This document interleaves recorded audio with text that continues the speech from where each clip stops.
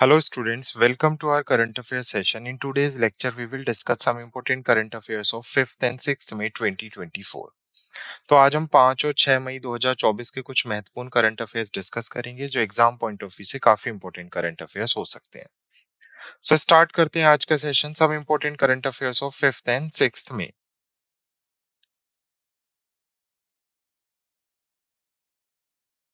आज की क्लास की अगर मैं बात करूं तो सबसे पहले हम कुछ नेशनल न्यूज कवर करेंगे। राष्ट्रीय समाचार, सेंट्रल गवर्नमेंट के इनिशिएटिव्स अगर कोई भी स्टार्ट किया गया है कि यूनियन कैबिनेट के थ्रू कोई अप्रूवल मिला है तो वो हम राष्ट्रीय समाचार में कवर करेंगे। सेकंड हम देखेंगे कुछ राज्य समाचार। राज्य समाचार में हम स्टेट न्यूज कवर करेंगे, स्टेट गवर्नमेंट के इनिशिएटिव्स को देखेंगे। थर्ड हम कवर करेंगे सम इम्पोर्टेंट बैंकिंग और वित्तीय समाचार। तो बैंक और फाइनेंस न्यूज जो भी बन रही है हमारी एग्जाम पॉइंट ऑफ व्यू से वो हम कवर करेंगे। कुछ डिफेंस न्यूज देखेंगे, रक्षा समाचार देखेंगे, साइंस एंड टेक्नोलॉजी, विज्ञान और प्रौद्योगिकी समाचार देखेंगे। कुछ स्पोर्ट्स न्यूज देखेंगे, हम कुछ खेल समाचार से रिलेटेड इंपॉर्टेंट देखेंगे। महत्वपूर्ण दिनों की खबरें, इंपॉर्टेंट डेज से रिलेटेड हम कुछ देखेंगे। अपॉइंटमेंट एंड रेजिग्नेशन न्यूज, तो नियुक्ति और इस्तीफे से रिलेटेड हम कुछ समाचार देखेंगे। कुछ शोक समाचार देखेंगे, कुछ औपचारिक न्यूज देखेंगे। उसके साथ साथ हम देखेंगे पुरस्कार और मान्यता समाचार। और लास्ट में हम डिस्कस करेंगे समरी ऑफ द लेक्चर की आज की क्लास की समरी क्या है, सारांश क्या है, क्या हमने इंपॉर्टेंट डिस्कस किया है। तो ये आज हमारी कैटेगरीज होने वाली हैं जिसके अंदर हम डिफरेंट डिफरेंट इंपॉर्टेंट न्यूज अलग अलग कैटेगरी में कवर करेंगे। So the image used in our slide deck are for educational purpose only. We respect the intellectual property right of the original creator and honor of these images. If you are the owner of any of the image used in this deck and have any concern or issue, please contact us at sathi@iitk.ac.in and we shall remove the images. तो हमारे slide deck में उपयोग की गई छवियां केवल शैक्षणिक उद्देश्य के लिए हैं। हम इन छवियों के मूल रचनाकारों और मालिकों के बौद्धिक संपदा अधिकारों का सम्मान करते हैं। यदि आप इस डेक में उपयोग की गई किसी भी छवि के मालिक हैं और आपको कोई चिंता या समस्या है तो कृपया sathi@iitk.ac.in पर हमसे संपर्क करें। हम छवियों को हटा देंगे। स्टार्ट करते हैं अपनी पहली नेशनल न्यूज के साथ। तो इफको ये बेसिकली कोऑपरेटिव लिमिटेड है, Indian farmer fertiliser cooperative basically limited, जिसको अभी एफसीओ का अप्रूवल मिल गया है for nano zinc liquid nano copper liquid fertiliser. तो एफसीओ का बेसिकली क्या मिल गया है इसे, परमिशन मिल गई है कि अब जो इफको कंपनी है वो नैनो जिंक लिक्विड और नैनो कॉपर लिक्विड को फर्टिलाइजर भी प्रोड्यूस कर सकती है। ये जो उर्वरक हैं वो कृषि फसलों में जिंक और तांबे की कमी को कम करेंगे, उत्पादकता को बढ़ाएंगे और कुपोषण को दूर करेंगे। जिंक और तांबा पौधों में एंजाइम के कार्य के लिए महत्वपूर्ण सूक्ष्म पोषक तत्व है, जिसमें जिंक पौधे की वृद्धि और विकास में सहायता करता है और तांबा क्लोरोफिल और बीज उत्पादक में मदद करता है। इस लॉन्च के साथ इफको अब नैनो तकनीक पर आधारित 5 तरल उर्वरक उत्पाद पेश करता है, जिसमें nano urea, nano di ammonia phosphate और नैनो यूरिया प्लस शामिल है। तो याद रखना है इफको को nano zinc liquid nano copper liquid उर्वरक के लिए एफसीओ की मंजूरी मिली है। नेक्स्ट है स्टेट न्यूज। तो preventing child marriage in Rajasthan, Rajasthan high court directive. तो राजस्थान में बाल विवाह को रोकने के लिए राजस्थान उच्च न्यायालय ने क्या किए हैं, कुछ आया बेसिकली निर्देश जारी किए हैं। तो राजस्थान उच्च न्यायालय ने बाल विवाह पर रोक लगाने का निर्देश जारी किया है। यह निर्देश बाल विवाह पर एक जनहित याचिका के जवाब में था। न्यायालय ने ऐसे संघों को रोकने में सरपंचों और पंचायत सदस्यों की जिम्मेदारी पर भी जोर दिया। अक्षय तृतीय त्योहार से पहले यह निर्देश आया जो बाल विवाह के लिए जाना जाता है। क्लियर। नेक्स्ट है एफ शिप लॉजिस्टिक्स ने अंतिम मील ई कॉमर्स डिलीवरी सेवाओं के लिए इंडियन पोस्ट के साथ साझेदारी की है। तो एफसिफ लॉजिस्टिक जो एक तकनीकी संचालित लॉजिस्टिक प्लेटफॉर्म है, उसने ई कॉमर्स उत्पादों की अंतिम मील डिलीवरी सेवाओं को बढ़ाने के लिए इंडिया पोस्ट के साथ साझेदारी की, जिससे पूरे भारत में D2C स्टार्टअप, SMBs और MSMEs को लाभ होगा। यह साझेदारी विशेष रूप से ग्रामीण क्षेत्रों में कम विकसित लॉजिस्टिक बुनियादी ढांचों के साथ किफायती डिलीवरी बनाने का लक्ष्य रखती है, जिससे बढ़ती लॉजिस्टिक्स मांग को पूरा किया जा सकता है। एफशिप अपने प्लेटफॉर्म को व्यापक शिपिंग समाधान के लिए एकत्रित करते हुए रियल टाइम शिपमेंट ट्रैकिंग और सूचनाओं के साथ भारत पोस्ट की विशेष कुरियर सेवा वाले दूरस्थ क्षेत्र सहित पूरे देश में अपनी पहचान का विस्तार करेगी। भारत लॉजिस्टिक्स बाजार 8.8% वार्षिक दर से बढ़ने के लिए तैयार है और 2019 तक यूएसडी 484.43 बिलियन तक पहुंच जाएगा, जबकि ई कॉमर्स बाजार 2029 तक यूएसडी 18.81 ट्रिलियन तक पहुंचने की उम्मीद है, जिसमें 15.80 की CAGR होगी। भारत डाक दुनिया की सबसे व्यापक व्यापक रूप से वितरित डाक प्रणाली में से एक है और संचार मंत्रालय के तहत भारत की सरकारी संचालित डाक सेवा भी है। क्लियर। नेक्स्ट बैंक और फाइनेंस बेसिकली न्यूज है। तो आरबीआई ने रिवाइज किया है capital market exposure norm for T+1 settlement. तो 3 मई 2024 को भारतीय रिजर्व बैंक ने शेयरों के लिए T+1 निपटारा व्यवस्था के मद्देनजर कस्टोडियन बैंकों को अपने अपरिवर्तनीय भुगतान प्रतिबद्धताएं विच इज IPC जारी करने के दिशा निर्देश में संशोधन किया है। कस्टोडियन बैंकों द्वारा जारी किए गए आईपीसीज के लिए अधिकतम इंट्राडेट जोखिम को निपटाना राशि के 30% पर पूंजी बाजार जोखिम माना जाएगा। 2 मई 2024 को आरबीआई ने बजाज फाइनेंस लिमिटेड के इंस्ट्रा ईएमआई कार्ड और इसके e commerce platform e com पर भी प्रतिबंध हटा दिया है। भारतीय रिजर्व बैंक जो 1 अप्रैल 1935 को स्थापित हुआ था, इसका मुख्यालय मुंबई में है और इसके प्रेजेंट गवर्नर कौन है? शक्तिकांत दास। उसके साथ साथ आरबीआई के 4 क्या हैं? उप गवर्नर हैं। नेक्स्ट है, सेबी ने अनुसंधान विश्लेषण और निवेश सलाहकारों की निगरानी के लिए स्टॉक एक्सचेंज के लिए रूपरेखा पेश किया है। तो security and exchange board of India, तो हम सबको पता है सेबी जो भारत की स्टॉक मार्केट को कंट्रोल करता है, अभी उसने RA और IA पेशकश जारी किया। RA इज रिसर्च एनालिटिक्स और IA इज इन्वेस्टमेंट एडवाइजर। तो 2 मई 2024 को सेबी ने अनुसंधान विश्लेषण और निवेश सलाहकारों के प्रशासन और पर्यवेक्षण के लिए एक ढांचा पेश किया, जिसमें स्टॉक एक्सचेंजों को RAASB और IAASB के रूप में मान्यता दी गई। यह ढांचा सिक्योरिटीज कॉन्स्ट्रक्शन विनियम 2024 का पालन करता है और 25 जुलाई 2024 से प्रभावी होगा। स्टॉक एक्सचेंजों को मान्यता प्राप्त करने के लिए विशिष्ट आवश्यकताओं को पूरा करना चाहिए, जिसमें कम से कम 15 वर्षों से संचालन में होना, कम से कम 200 करोड़ रुपए की निवल संपत्ति होना और एक शिकायत निवारण तंत्र प्रदान करना शामिल है। सेबी 1992 में स्थापित मुंबई महाराष्ट्र में इसका मुख्यालय है और माधवीपुरी बीच इसकी क्या है? अध्यक्ष है। तो 1992 में इसे स्टैब्लिश किया गया था security and exchange board of India को। ये हमारी स्टॉक मार्केट NSE और BSE दोनों को डील करता है और इसकी हेड कौन है? अभी माधवीपुरी बीच है। नेक्स्ट है, एडीबी ने एग्री कर लिया replenish $5 million for ADF 14 and TASF 8। तो एशियन डेवलपमेंट बैंक ने Asian development fund 14 and technical assistant special fund 8 के लिए मंजूरी दी है। तो एशियन बैंक और दाताओं ने एशिया विकास कोष 14 और तकनीकी सहायता विशेष कोष 8 के लिए $5 बिलियन की पुनः प्राप्ति करने पर सहमति व्यक्त की है। ADF 14 2025-28 के दौरान अनुदान संचालन का समर्थन करेगा, जबकि TASF 8 परियोजनाएं तैयारी, क्षमता निर्माण और तकनीकी या नीति सलाह के लिए अनुदान प्रदान करेंगी। ADF 14 ADF 13 से लगभग 22% से अधिक है, जिसमें पुनः प्राप्ति का लगभग 51% दाताओं के योगदान से वित्त पोषित है, जिसमें 2 नए देश शामिल हैं, आर्मेनिया और जॉर्जिया। एडीबी ADF 14 अवधि के दौरान $16.7 बिलियन के रियायती ऋण प्रदान करने का इरादा रखता है, जिसमें छोटे द्वीप, विकासशील राज्यों और नाजुक और संघर्ष प्रभावी स्थितियों वाले देशों को सहायता प्रदान करने को प्राथमिकता दी जाएगी। एडीपी की अगर मैं बात करूं तो इसे 1966 में बेसिकली मनीला फिलीपींस में स्टैब्लिश किया गया था और मत्साकु अस्काकावा इसके अभी क्या हैं? अध्यक्ष हैं। Next banking and financial news है। तो अभी इंडिया और घाना ने फाइनेंशियल इंटीग्रेशन को एनहेंस करने के लिए, फाइनेंशियल ट्रेड को मजबूत एकीकरण, वित्तीय एकीकरण को और मजबूत बनाने के लिए आपस में क्या की है? साझेदारी की है। तो भारत और घाना अपने भुगतान प्रणाली यूपीआई और GHIPSS को एकीकृत करने के लिए तैयार है। यह एकीकरण दोनों देशों के बीच त्वरित और किफायती धन हस्तांतरण को सुगम बनाएगा। NPCI का यूपीआई 6 महीने के भीतर घाना के GHIPSL प्लेटफॉर्म पर चालू होने की उम्मीद है।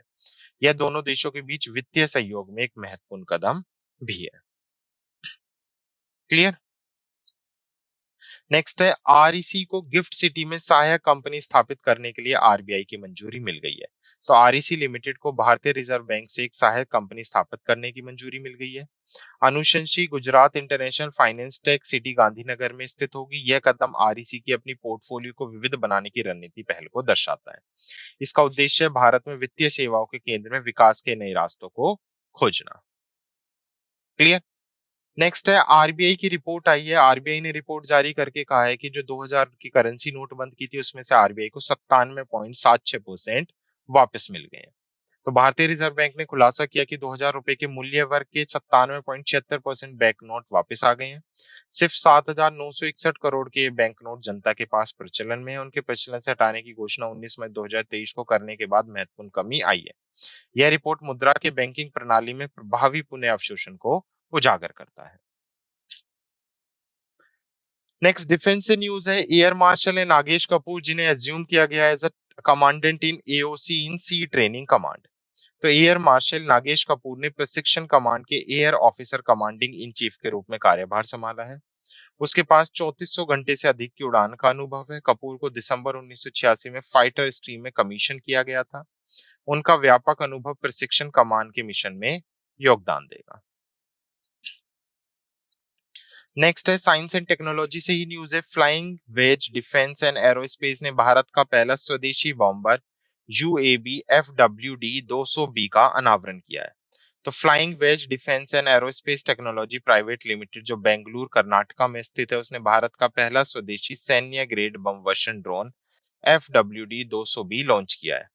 SWD 200B एक मध्यम ऊंचाई लंबी धीरज यूकेव है जिसे पूरी तरह से भारत में डिजाइन और निर्मित किया गया, जिसकी धीरज क्षमता 12 से 20 घंटे और अधिकतम गति 200 नोट्स यानी 370 किलोमीटर पर घंटा है। इसमें 200 किलोमीटर की ग्राउंड कंट्रोल स्टेशन रेंज है, 100 किलोमीटर की किलोग्राम की पेलोड क्षमता है और ऑप्टिकल निगरानी पेलोड और सटाइक हवाई अमले के हथियार सहित 498 किलोग्राम का अधिकतम टेक ऑफ वजन है। मूल्य 25 करोड़ रुपए। FWD 200B आयातित ड्रोन जैसे कि अमेरिकन प्रीडेट की तुलना में काफी अधिक किफायती है, जिससे यह भारत की रक्षा आवश्यकताओं के लिए अधिक सुलभ हो जाता है। 2023 में FWDA भारत में स्वदेशी यूएवी तकनीक के लिए DGCA प्रकार प्रमाणन प्राप्त करने वाली पहली संस्था बन गई है। साइंस एंड टेक्नोलॉजी से सीडेक ने भी डेवलप किया थर्मल कैमरा जो ट्रांसफर करेगा सीपी पल्सेस को। मेती लॉन्च ITS बुकलेट। तो सीडेक द्वारा विकसित किया गया thermal camera CPEC CP plus को जो हस्ताक्षरित करेगा और मेटी ने ITS पुस्तिका लॉन्च किया है। तो दो देखो यहाँ से न्यूज बन गई है। तो जो थर्मल स्मार्ट कैमरा है जो इलेक्ट्रॉनिक और सूचना प्रौद्योगिकी मंत्रालय के तहत विकसित किया गया है उसमें एआई आधारित विश्लेषण के लिए इनबिल्ट डेटा प्रोसेसिंग यूनिट है, जिसका लक्ष्य स्मार्ट शहरों, उद्योगों, रक्षा और स्वास्थ्य में अनुप्रयोग है। वहीं मेटी ने इन ट्रांस एससी कार्यक्रम के तहत यातायात नियंत्रण, सार्वजनिक परिवहन, सड़क सुरक्षा और यातायात अनुप्रयोगों के लिए सेंसर के लिए प्रौद्योगिकी उत्पादन समाधानों को संकलित करने हेतु इंटेलिजेंस ट्रांसपोर्टेशन सिस्टम प्रौद्योगिकी उत्पाद पुस्तिका भी लॉन्च की। यह पहल विकसित भारत @2047 की नवाचार, विज्ञान और प्रौद्योगिकी थीम के साथ मेल खाती है। तो याद रखना सीडेक द्वारा विकसित थर्मल की कैमरा सीपी प्लस को हस्तांतरित किया गया और मेटी ने ITS पुस्तिका भी लॉन्च की। नेक्स्ट जर्मन कंपनी है एक हाइलम पल्स जिसने मोमबत्ती की मोम से चलने वाले रॉकेट को अंतरिक्ष में परीक्षण उड़ान पर लॉन्च किया है। तो काफी यूनिक बेसिकली ये डिफेंस में इनोवेशन है कि जर्मनी निजी कंपनी है हाइलम प्लस जिसने दक्षिण ऑस्ट्रेलिया के कोनीबा में एक प्रक्षेपण स्थल में मोमबत्ती की मोम से संचालित रॉकेट SR-75 का सफलतापूर्वक परीक्षण कर लिया है। परीक्षण रॉकेट 12 मीटर लंबा था, लगभग 2.5 टन वजन था और 250 किलोग्राम तक के उपग्रह को 250 किलोमीटर की ऊंचाई तक ले जाने में सक्षम रहा। यह पैराफिन जो मोमबत्ती का मोम होता है तरल ऑक्सीजन द्वारा संचालित होता है जो रॉकेट के लिए लागत प्रभावी और सुरक्षित वैकल्पिक ईंधन प्रदान करता है, जिससे परिवहन लागत में लगभग 50% की कमी आती है। क्लियर। तो हाइलम्पस का लक्ष्य 2025 के अंत तक SL1 नामक एक बड़े बहुचरण रॉकेट को लॉन्च करना है जो 600 किलो तक के उपग्रह को निम्न पृथ्वी कक्षा यानी लो अर्थ ऑर्बिटल में ले जाने में सक्षम होगा।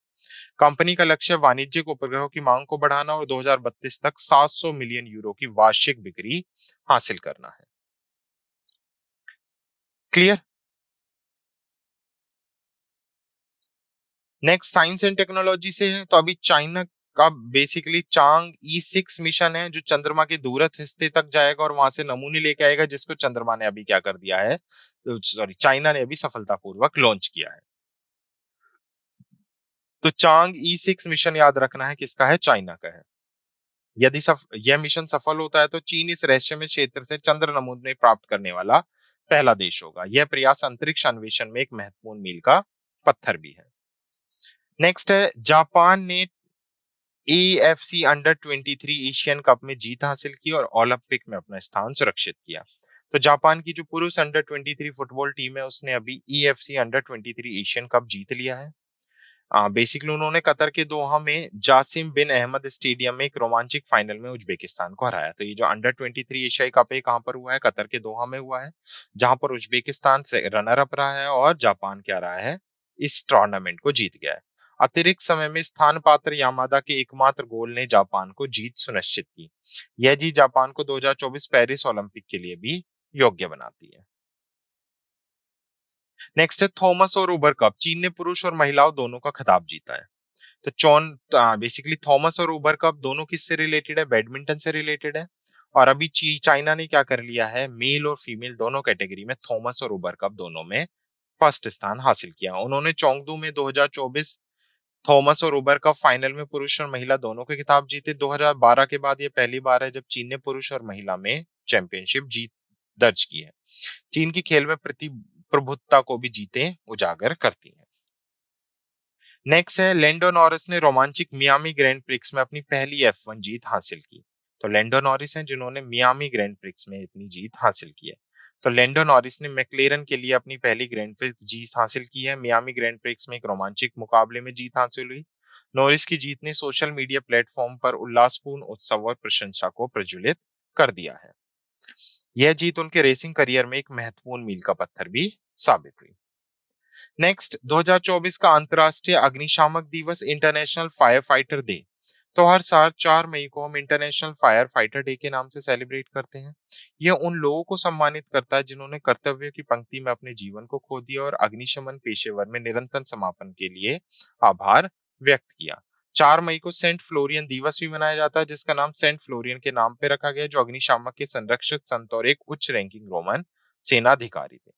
तो इंटरनेशनल फायर फाइटर डे की शुरुआत 1998 ऑस्ट्रेलिया के लिटन में एक जंगल में आग लगने के 5 फायर फाइटर्स की मौत के सम्मान में की गई थी और पहली बार ये 4 मई 1999 को बनाया गया था। नेक्स्ट इंपॉर्टेंट डेज में अंतरराष्ट्रीय तेंदुआ दिवस जो 3 मई को बनाया जाता है, तो जी बिग कैट अलायंस डे का ही है ये।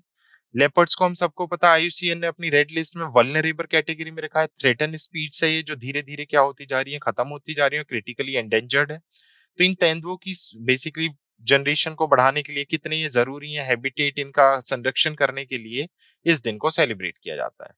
भारत में अगर मैं बात करूं तो टोटल 13,874 तेंदुए हैं, जिसमें से मध्य प्रदेश में 3,907 तेंदुए हैं। उसके बाद महाराष्ट्र, कर्नाटक और तमिलनाडु का स्थान है। नेक्स्ट, 2024 का विश्व पुर्तगाली भाषा दिवस जो कब मनाया गया, 5 मई को मनाया गया। तो 5 मई को विश्व पुर्तगाली भाषा दिवस हमने सेलिब्रेट किया है। यह दिन पुर्तगाली भाषा का सम्मान करता है जो महाद्वीपों में विभिन्न संस्कृतियों को जोड़ता है। पुर्तगाली भाषा देशों के समुदाय द्वारा स्थापित और यूनेस्को द्वारा घोषित है। यह दक्षिणी गोलार्ध में सबसे अधिक बोले जाने वाली भाषा की एक जीवंत उत्सव भी है। तो याद रखना है 5 मई को क्या सेलिब्रेट किया है, विश्व पुर्तगाली दिवस। नेक्स्ट, अपॉइंटमेंट एंड रेजिग्नेशन से न्यूज है। तो अतनु चक्रवर्ती को रीअपॉइंट किया गया part time chairman of HDFC bank. तो अतनु चक्रवर्ती जो HDFC बैंक के अभी क्या नाम है, पार्ट टाइम चेयरमैन थे और इंडिपेंडेंट डायरेक्टर थे, तो उन्हें पार्ट टाइम चेयरमैन 2027 तक के लिए और इंडिपेंडेंट चेयरमैन भी अपॉइंट किया गया है। अतनु चक्रवर्ती 1985 बैच के IAS ऑफिसर हैं, गुजरात कैडर के, और सेक्रेटरी और डिपार्टमेंट और economic affairs under ministry of finance में भी वो काम कर चुके हैं। वहां से उन्हें रिटायरमेंट हुआ है। उन्होंने विश्व बैंक के बोर्ड, RBI के केंद्रीय निर्देशक मंडल और राष्ट्रीय अवसंरचना निवेश कोष के अध्यक्ष के रूप में भी सेवा की है। HDFC बैंक लिमिटेड को 1994 में स्थापित किया गया था, जिसका हेडक्वार्टर मुंबई में है और शशिधर जगदीशन इसके क्या है, MD CEO। Next, appointment and resignation से बात करें तो RBI ने अप्रूवल दे दिया है संजीव नोटियाल का new MD and CEO of Ujjwal small financial bank. तो उज्जवल स्मॉल फाइनेंशियल बैंक के न्यू MD CEO किसको बनाया गया, RBI के थ्रू संजीव नोटियाल को नियुक्त किया गया है। जो 1 जुलाई 2024 से प्रभावी होंगे। संजय नोटियाल, जिनके पास बैंकिंग क्षेत्र में 3 दशकों से अधिक का अनुभव है, पहले एसबीआई के डिप्टी एमडी और एसबीआई लाइफ इंश्योरेंस के एमडी और सीईओ के रूप में कार्य कर चुके हैं। वे वर्तमान में एलआईसी के स्वतंत्र निदेशक और विभिन्न संगठनों में सलाहकार हैं। वर्तमान एमडी और सीईओ इतीरा डेविस को 14 जनवरी 2023 से 2 साल के लिए पुनर्नियुक्त किया गया था, लेकिन उन्हें उनके मूल कार्यक्रम की समाप्ति से पहले ही मुक्त कर दिया गया। उज्जीवन एसएफबी, जो 2017 में स्थापित हुआ था, उसका मुख्यालय बेंगलुरु कर्नाटका में और बनावर अंतरामेया प्रभाकर इसके अंशकालीन अध्यक्ष हैं। नेक्स्ट है अपॉइंटमेंट एंड रेजिग्नेशन से ये मल्लिका नड्डा, जो स्पेशल ओलंपिक एशियन पैसिफिक सलाहकार परिषद के अध्यक्ष नियुक्त किए गए हैं। तो एपीएससी के अध्यक्ष के रूप में वे पूरे विश्व ओलंपिक एशिया प्रांत क्षेत्र का प्रतिनिधित्व करेंगी, जिसमें 34 देश शामिल होंगे, और एपीएस में वो एएसओ भारत की प्रतिनिधि होंगी।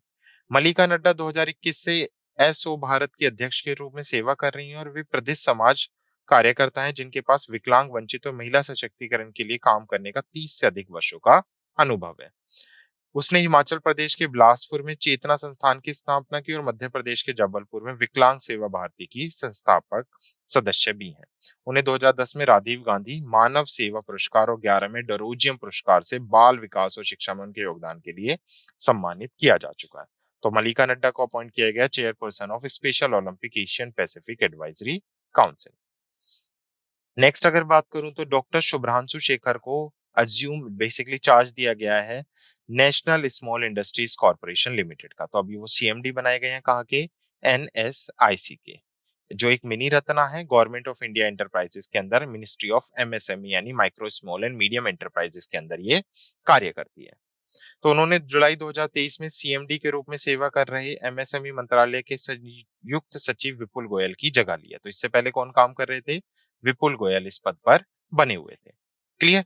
तो वे भारत की पहले SME rating agency SMRS rating private limited के संस्थापक सदस्य भी थे और Indian SME technology services limited के सीईओ के रूप में भी कार्य कर चुके हैं। एनएसआईसी की बात करें तो इसे 1955 में स्थापित किया गया था, नई दिल्ली में हेडक्वार्टर है इसका। Next, vice admiral Krishna Swaminathan को अभी वाइस चीफ बनाया गया है Naval staff, vice chief of Naval staff. तो कृष्ण स्वामीनाथन अभी नौसेना स्टाफ के उप प्रमुख का कार्यभार संभालेंगे। ये 1 जुलाई 1987 को उन्होंने भारतीय नौसेना को ज्वाइन किया था और संचार और इलेक्ट्रॉनिक युद्ध में भी ये विशेषज्ञ हैं। उन्हें अति विशिष्ट सेवा पद और विशिष्ट सेवा पदक से सम्मानित किया गया और उन्हें पश्चिमी नौसेना कमान के स्टाफ प्रमुख और नौसैनिक मुख्यालय में कार्मिक सेवा नियंत्रण के रूप में भी उन्होंने सेवा की है। वे पश्चिमी बेड़े के फ्लैग ऑफिसर कमांडिंग और flag officer offshore defence advisory group और सलाहकार के रूप में भी कार्य कर चुके हैं। Next is appointment and resignation से ये यूनिसेफ इंडिया ने करीना का राष्ट्रीय राजदूत के रूप में स्वागत किया है। तो यूनिसेफ ने भी क्या किया है, करीना कपूर को क्या बनाया है, अपना ब्रांड एम्बेसडर बनाया है। जो करीना ने पहले यूनिसेफ के लिए सेलिब्रिटी एडवोकेट के रूप में भी सेवा की है। उनकी नियुक्ति का उद्देश्य भारत में यूनिसेफ के मिशन को आगे बढ़ाना है। नेक्स्ट है ऑब्चरी न्यूज। तो टाइटैनिक के हीरो, बेसिकली टाइटैनिक के Lord of Ring actor Bernard Hill का भी 69 वर्ष की आयु में निधन हो गया। तो मनोरंजन उद्योग बर्नार्ड हिल के निधन पर शोक व्यक्त कर रहा है। वह 79 वर्ष की आयु में उनका निधन हुआ है, जिन्होंने टाइटैनिक में एक अभिनेता के रूप में कार्य किया था। उनकी विरासत पीढ़ियों के अभिनेताओं को प्रेरित करती रहेगी। नेक्स्ट ऑब्चरी से बात करें तो फ्रैंक शोर्जन फॉर्मर बोइंग सीईओ थे, जिनकी अभी 92 वर्ष की आयु में क्या हो गई है, डेथ हो गई है। तो श्रोजन ने 1986 से 96 तक बोइंग के मुख्य कार्यकारी अधिकर्ता के रूप में कार्य किया था। उनके 3 मई को निधन हो गया है। उनकी बोइंग में नेतृत्व क्षमता ने विमान उद्योग पर एक स्थायी प्रभाव भी छोड़ा है। अवार्ड्स एंड रिकॉग्निशन से तो द हिंदू ट्रम्प को 6 इंटरनेशनल न्यूज़पेपर डिजाइन कंपटीशन का अवार्ड दिया गया है। तो द हिंदू ने 3 प्रतिष्ठित पुरस्कार जीतकर एक उल्लेखनीय उपलब्धि हासिल की है। पुरस्कार 6वीं अंतर्राष्ट्रीय समाचार पत्र डिजाइन प्रतियोगिता में जीते गए। उनकी प्रशंसा उनके असाधारण व्याख्यात पृष्ठ नीरज की कौशल के पीछे के विज्ञान के लिए की गई है। इस पृष्ठ ने नीरज चोपड़ा की उल्लेखनीय यात्रा और एथलीट्स में सफलता को भी उजागर किया है। तो द हिंदू ने 6वीं अंतर्राष्ट्रीय समाचार पत्र डिजाइन प्रतियोगिता में जीत हासिल की। क्लियर। तो ये थे कुछ हमारे इंपॉर्टेंट करंट अफेयर्स जो हमने डिस्कस किए। Now let's quick revise the session through summary. तो सबसे पहले हमने कुछ राष्ट्रीय समाचार देखे जिसमें हमने देखा कि इफ्को को परमिशन मिल गई नैनो जिंक लिक्विड और नैनो कॉपर लिक्विड उर्वरक बनाने के लिए। राज्य न्यूज में हमने राजस्थान में बाल विवाह रोकथाम के लिए उच्च न्यायालय ने कुछ डिसीजंस दिए हैं। बैंक और फाइनेंस से हमने कुछ न्यूज देखी जिसमें हमने देखा कि एफ शिप लॉजिस्टिक्स ने पार्टनरशिप की है post for last mile e commerce delivery services के लिए। आरबीआई ने revise bank capital market exposure norm launch किया है फॉर T1 सेटलमेंट। सेबी ने एक फ्रेमवर्क इंट्रोड्यूस किया RANI है। उसके साथ साथ हमने एडीबी का एग्रीमेंट देखा। इंडिया और घाना की फाइनेंशियल बेसिकली ट्रेड को लेकर जो एग्रीमेंट हुआ है वो हमने देखा। उसके साथ साथ हमने आरईसी ने आरबीआई का अप्रूवल रिसीव किया है ताकि वो स्टैब्लिश कर सके कि सब्सिडरी इन गिफ्ट सिटी। और आरबीआई की रिपोर्ट देखी 2000 के नोट के ऊपर। डिफेंस में हमने देखा कि मार्शल नागेश कपूर ने commander in chief training commander की पोस्ट को बेसिकली हासिल किया है। साइंस एंड टेक्नोलॉजी में हमने देखा था इंडिया का first indigenous bomber UAV CDAC develop thermal camera transfer to CP plus. उसके साथ साथ जर्मनी कंपनी ने वेक्स पावर से जो रॉकेट लॉन्च किया वो हमने देखा। और चाइना का हमने मून मिशन देखा। स्पोर्ट्स में हमने देखा जापान ने एएफसी अंडर 23 चैंपियनशिप जीत लिया। थॉमस और उबेर कप महिला और पुरुष दोनों में चीन ने जीता है। और लैंडो नॉरिस ने मियामी ग्रैंड प्रिक्स जीत लिया है। इंपॉर्टेंट डेज में हमने देखा अंतर्राष्ट्रीय अग्निशामक दिवस 4 मई को बनाया गया, अंतर्राष्ट्रीय तेंदुआ दिवस 3 मई को और विश्व पुर्तगाली भाषा दिवस 5 मई को मनाया गया। नियुक्तियों में हमने सबसे पहले अतनु चक्रवर्ती की नियुक्ति देखी जिन्हें इंडिपेंडेंट डायरेक्टर ऑफ एचडीएफसी बनाया गया है। आरबीआई ने अप्रूव कर दिया appointment of Sanjeev Notiyal as a CEO of Ujjwal small financial bank. Malika Nadda को अपॉइंट किया गया special Olympic Asian Pacific adviser और शुभ्रांशु शेखर को सीएमडी ऑफ एनआईसी बनाया गया है। Vice chief of Naval staff अभी कृष्ण स्वामीनाथन को अपॉइंट किया गया है। और उसके साथ साथ यूनिसेफ ने अपनी नेशनल एम्बेसडर किसको बनाया, करीना कपूर को। ऑप्चुरी में हमने टाइटैनिक के लीडर को देखा और उसके साथ साथ बोइंग के सीईओ की मृत्यु देखी जिनकी 92 वर्ष की आयु में निधन हो गया।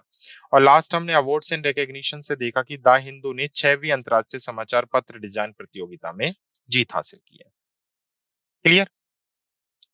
सो ये थे कुछ हमारे इंपॉर्टेंट करंट अफेयर्स जो हमने डिस्कस किए। I hope you like this session. Thank you.